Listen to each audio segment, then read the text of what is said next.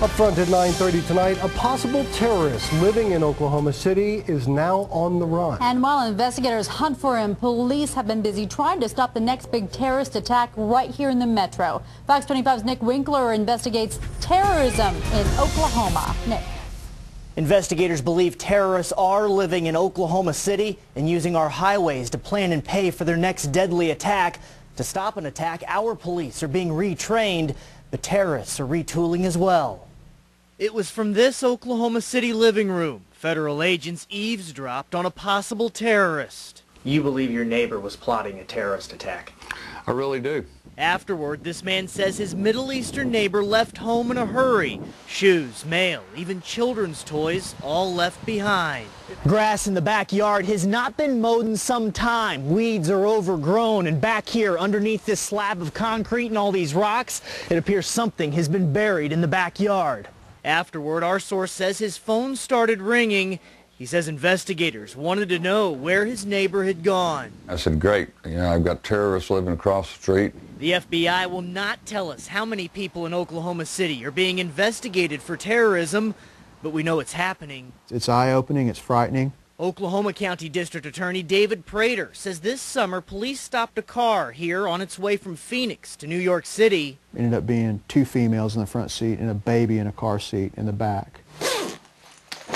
Police say in the trunk they found a suitcase full of baby clothes and 25 pounds of heroin investigators believe is from Afghanistan, which is often sold to pay for terrorist activity. 25 pounds of uncut, pure-grade heroin would bring in millions and millions of dollars, on the street. So that's money that a terrorist cell could use. Prater credits good police work for the bust, and now nearly every one of Oklahoma City's 1,000 police officers are being trained to stop the next big terror attack.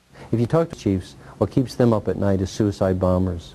David Sid studies terrorism at the Memorial Institute for the Prevention of Terrorism, which sits right next to the Murrah Bombing Memorial. Sid is a former FBI agent and believes terrorists are planning to use roadside bombs like the ones in Iraq here. In its death throes, Al-Qaeda will become barbarously violent, I believe, because that's the way they believe that they will win. They see us as a society averse to casualties. They don't believe we have the moral fiber and the grit to fight, and so they think killing us in large numbers will lead to our capitulation. Sid says evidence indicates terrorists will blow up several soft targets at once, malls or sporting events. That's why Sid is now training police to quickly spot the preparation work terrorists do before carrying out a bombing campaign.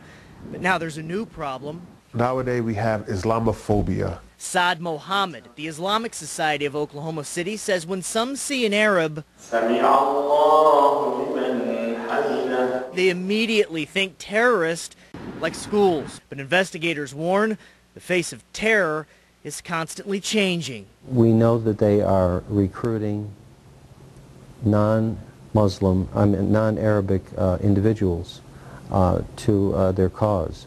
Whites, blacks, Arabs, and others worship at the Islamic Society, which says it has helped police with investigations. No matter what religion or race a person is, if they do something bad as a Muslim, it's my duty to make sure that person is brought to justice. Back at the empty home where federal agents were eavesdropping, neighbors who say they've been questioned by investigators are concerned. And I think it's kind of scary at the same point, but she said that the safest place to be is next to a terrorist, not in another area, because they won't ever do anything to their home surrounding. They say investigators want to tear down and dig up part of the home since it was renovated right before the man left town. And find out if they hadn't converted this place into, to store weapons or bomb-making material or what. And here's another concern. Maps found in those suspected drug runners' car indicate that they were strategically planning to use the turnpike. You see, state law says police trained to spot drug traffickers are not allowed to patrol the turnpike since it is partially private. Analysts are urging law enforcement to work together so terrorists do not exploit this issue. Jamie?